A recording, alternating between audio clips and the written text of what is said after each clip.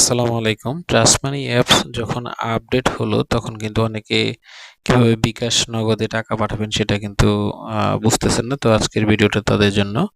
তো আপনি আপনার অ্যাপসে ফিঙ্গারপ্রিন্ট অথবা পাসওয়ার্ডের মাধ্যমে প্রবেশ করুন।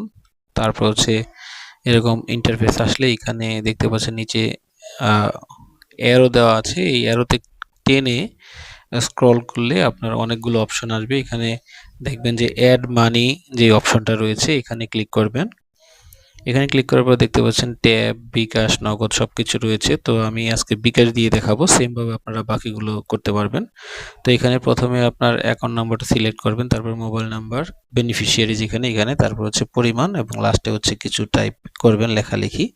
তো নেক্সটে ক্লিক করার পর একটা রসিদ আকারে আপনাকে দেখাবে এই ঠিক কত টাকা ট্রানজাকশন হচ্ছে, কত টাকা ব্যালেন্স থাকবে সবকিছু দেখাবে। তারপর আপনার ওটিপিটা কিভাবে নেবেন, এসএমএস অথবা ইমেইলে। তো আমি এসএমএস এর মাধ্যমে নিতে চাচ্ছি।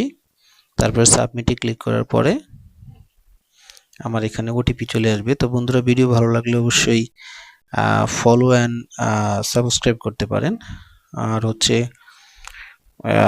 এখানে ওটিপিটা যখন আমি দিয়ে দিব এবং সাবমিট করে দিব, আমার কিন্তু সম্পূর্ণ টাকাটা কিন্তু ট্রানজাকশন হয়ে গেছে। উপর দেখতে পাচ্ছেন মেসেজ চলে এসেছে এবং আমি কিন্তু গো টু হোমে গিয়ে আবার পরবর্তী কার্যক্রম কিন্তু করতে পারবো। তো আপনারা চাইলে কিন্তু এখানে এই রিসিটটা কিন্তু আপনারা ডাউনলোড করতে পারেন অথবা শেয়ার করে দিতে পারেন, যেটা ইচ্ছে এটা করতে পারবেন।